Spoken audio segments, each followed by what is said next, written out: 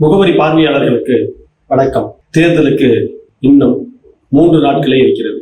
இன்னைக்கு தேதி 19, 23ஆம் தேதி தேர்தல் நடைபெற உள்ளது. இந்த தேர்தலில் யாருக்கு வாக்களிக்கலாம் என்று நாம் முடிவு செய்வதற்கு முன்பு நாம் இன்னொரு கேள்விக்கு வந்துவிட வேண்டும். நாம் யாருக்கு வாக்கு அளிக்க கூடாது, வாக்கு அளிக்கணும்ன்றது வேற.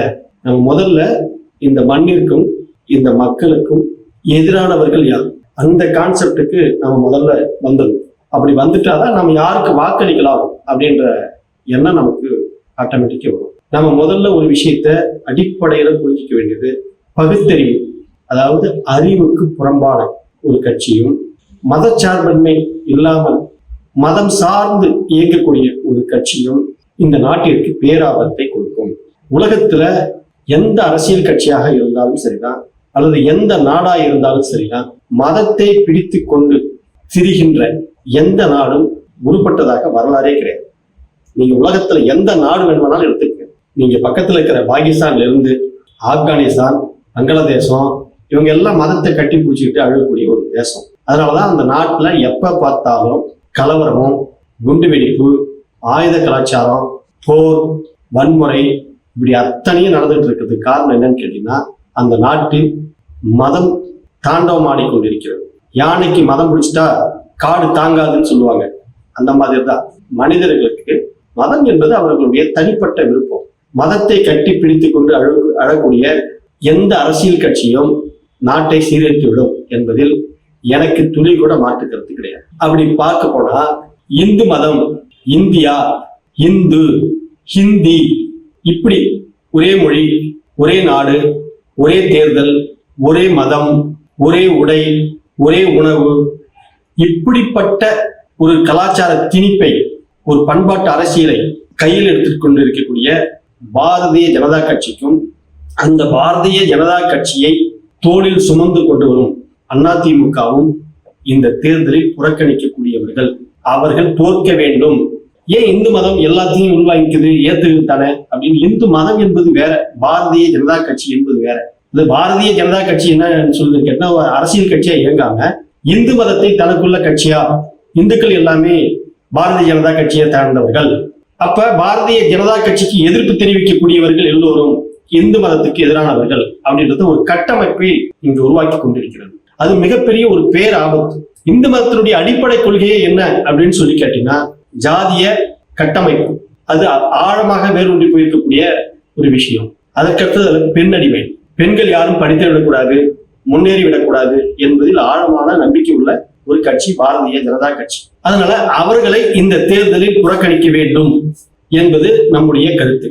சார், பிஜேபிக்கும் சும்மா கூட்டணி தான் சார், தேர்தல் கூட்டணி தான் சார், அதிமுக ஒரு கட்சி இருக்கணும் சார், தமிழ்நாட்டுல திமுக எப்படி பலமா இருக்கணுமோ அதே மாதிரி அதிமுகவும் இருக்கணும் சார், அப்படி இருந்தாதான் சார் இந்த தமிழ்நாடு பாதுகாப்பா இருக்கும் அப்படின்னு சொல்றவங்க எல்லாம் இருக்காங்க. நான் கூட அதை எழுதியிருக்கிறேன், நான் கூட அதை பேசியிருக்கிறேன், உண்மைதான். ஆனால் அதிமுக என்ற ஒரு கட்சி இன்னும் அது ஒரு பாடத்தை கற்றுக்கொள்ளவில்லை.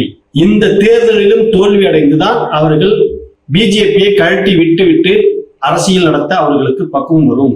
அதுவரை அதிமுக திருந்தாது. இப்ப பாருங்க, டீலிமிட்டேஷனுக்கு, தொகுதி மறுசீரமைப்புக்கு அதிமுக ஒரு குரலும் வரல. பாரதிய ஜனதா கட்சி என்ன சொல்லுதோ அதுதான் அதிமுக சொல்லுது. பாரதிய ஜனதா கட்சி என்ன சொல்லுதோ அதுதான் பாட்டாளி மக்கள் கட்சி சொல்லுது. பாரதிய ஜனதா கட்சி என்ன சொல்லுதோ அதுதான் டிடிவி தினகரன் சொல்றார். ஆக இவர்கள் எல்லாம் இந்த மண்ணுக்கு, இந்த மக்களுக்கு வருகின்ற பேர் ஆபத்தை பற்றி துளியும் கவலைப்படாதவர்கள். ஒரு துளி கூட கவலைப்படல இவங்க யாருமே. எதற்காக டீலிமிட்டேஷன் கொண்டுட்டு வராங்க அப்படின்றது கூட இவர்கள் புரிந்துதான் அரசியல் பேசுகிறார்களா அல்லது புரியாமல் அரசியல் பேசுகிறார்கள் என்பதை தெரியவில்லை. அதனால இந்த தேர்தலில் அவர்களை மக்கள் புறக்கணிக்க வேண்டும். இந்த தேர்தலில் அவர்கள் ஒரு பாடம் கற்றுக்கொள்ள வேண்டும். பாரதிய ஜனதா கட்சி எந்த மாநிலத்திற்குள்ள நுழைந்தாலும் அந்த மாநிலத்தில் இருக்கக்கூடிய மற்ற அரசியல் கட்சிகளை அது உள்வாங்கி முழுங்கி ஏப்பம் விட்டுவிடும் என்பதில் எல்லோருக்கும் தெரியும். நீங்க மகாராஷ்டிரா மாநிலம் அதுக்கு உதாரணம் இருக்கு, இப்ப பீகார் அதுக்கு உதாரணம் இருக்கு, இப்படி நிறைய மாநிலங்கள் அதுக்கு உதாரணம் இருந்துகிட்டு இருக்குது. அதனால பாரதிய ஜனதா கட்சியை இந்த தேர்தலில் புறக்கணிக்க வேண்டும். பாரதிய ஜனதா கட்சியோடு கைகோர்த்து வருகின்ற அதிமுகவையும் இந்த தேர்தலில் நாம் புறக்கணிக்க வேண்டும்.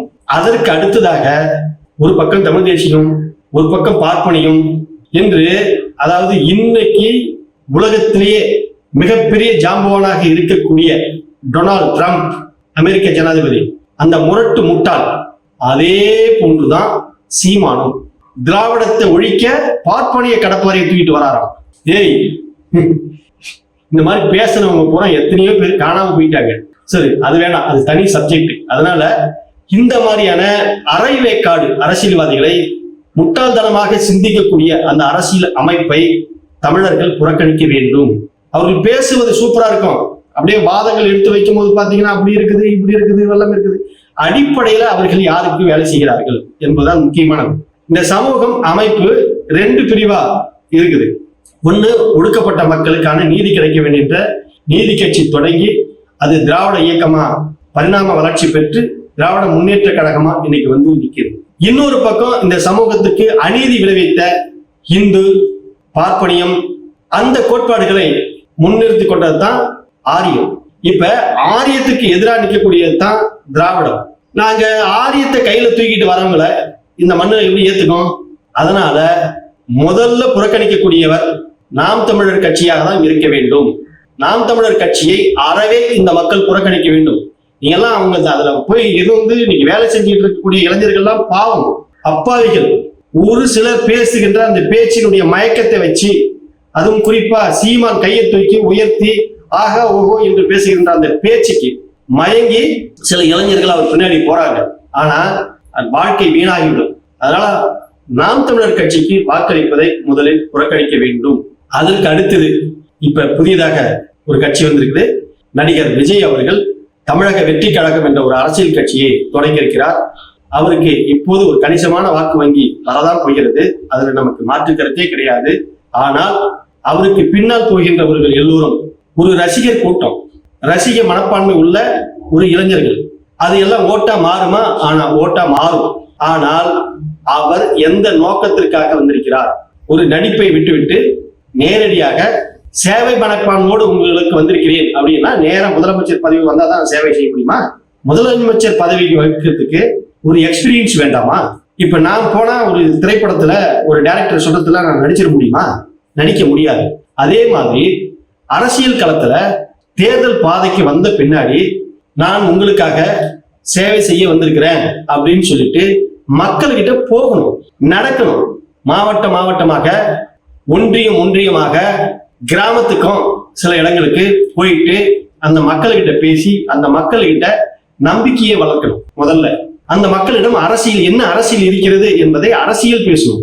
அதை விட்டுட்டு நேரா சினிமா துறை விட்டு வந்த உடனே நான் முதலமைச்சர் சீட்டில் தான் உட்காருவேன் அப்படின்னு சொல்லி அடம் பிடித்து கொண்டு பேசுகின்ற நடிகர் விஜயை புறக்கணிக்க வேண்டும். அவர் கட்சி ஆரம்பித்த உடனே அவர்கிட்ட பெரியாரை வச்சாரு, காமராஜரை கொண்டு வந்தாரு, அண்ணாவை கொண்டு வந்தாரு, இன்னும் தலைவர்களை கொண்டு வந்து நிறுத்தினாரு.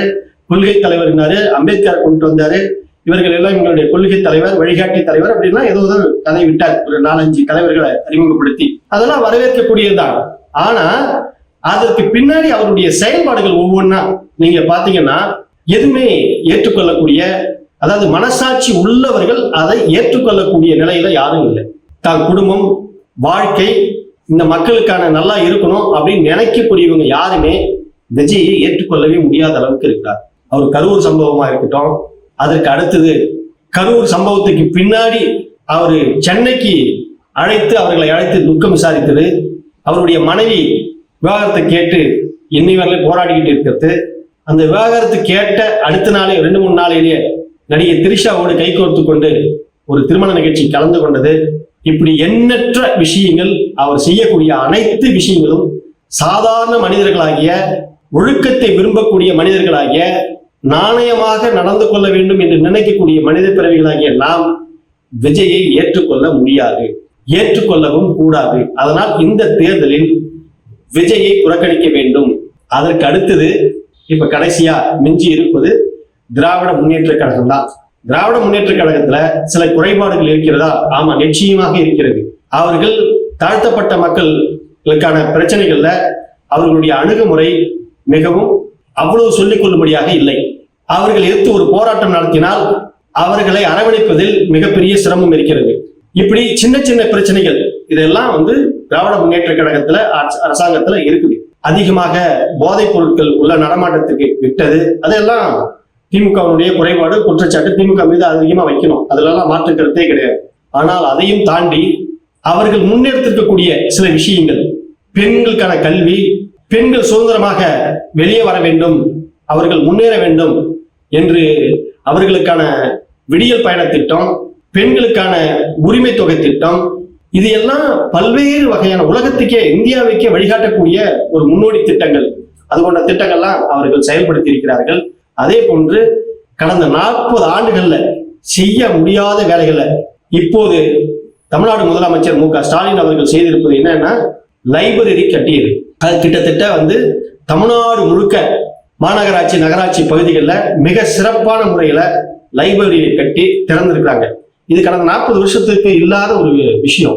எப்போது கலைஞர் ஆட்சி வந்ததுன்னா அங்கங்க ஒரு லைப்ரரி திறப்பாங்க. ஆனா இவங்க கட்டாயமாக ஒவ்வொரு பகுதிகளிலும் லைப்ரரியை திறந்து படிப்புக்கு முக்கியத்துவம் கொடுத்து இளைஞர்களை, மாணவர்களை படிப்பை நோக்கி அழைத்து செல்கின்ற அந்த விஷயங்கள் திமுகவை உண்மையிலேயே பாராட்டியாக வேண்டும். அதற்கடுத்து தமிழ்நாடு இந்தியாவிலேயே ஒரு முன்னோடி மாநிலமாக, முதன்மையான மாநிலமாக இன்னைக்கு நிற்கிறது. அதற்கு காரணம் திமுக தான். அதே மாதிரி தமிழ்நாட்டிற்கு ஏதாவது ஒரு பாதிப்பு எந்த ரூபத்துல வந்தாலும், இப்ப கூட கடைசியா தமிழ்நாடு முதலமைச்சர் மு.க.ஸ்டாலின் அவர்கள் கருப்பு சட்டை அணிந்து கொண்டு அந்த டீலிமிட்டேஷன், தொகுதி மறுசீரமைப்பு அந்த மசோதாவை, அறிக்கையை கொளுத்தினார். அது கொளுத்தி மிகப்பெரிய ஒரு புரட்சியை இந்திய அளவில் அதை ஏற்படுத்தி அந்த டீலிமிட்டேஷன் அந்த மசோதா நிறைவேறாமல் தடுத்ததுல பெரும் பங்காற்றியவர் தமிழ்நாடு முதலமைச்சர் அவர்கள். அதனால இப்படி பல்வேறு நல்ல காரியங்களும் திமுகவிடம் மட்டும்தான் இருக்கிறது. இந்த மாதிரியான விஷயங்களை முன்னெடுப்பதுல தமிழ்நாட்டுல வேற எந்த அரசியல் கட்சியும் முன்னுக்கு வருவது கிடையாது. அவர்கள் யாரும் இது மாதிரி பேசுவது கிடையாது. அதனால் நாம் புறக்கணிக்க வேண்டிய கட்சிகள் இதெல்லாம் என்று நாம் பார்த்து விட்டோம். நாம் இந்த தேர்தலில் வாக்களிக்க வேண்டிய கட்சி திராவிட முன்னேற்ற கழகம். திராவிட முன்னேற்ற கழகத்தினுடைய கூட்டணி அமைத்திருக்கும் அந்த கட்சிகளுக்கு நாம் இப்போது வாக்களிக்க வேண்டும். நன்றி, வணக்கம்.